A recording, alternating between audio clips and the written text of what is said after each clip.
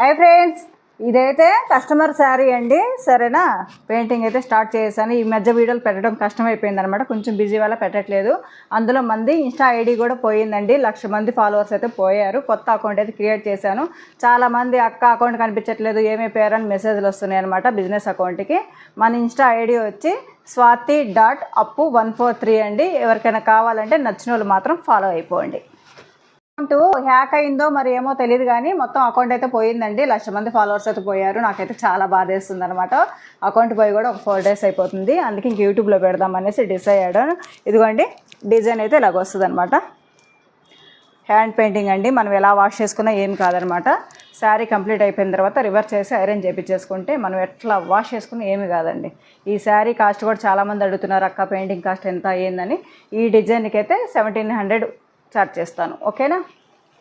వీడియోలు నచ్చిన వాళ్ళు ఫాలో అయిపోండి, ఇన్స్టా ఐడి కూడా. ఓకేనా?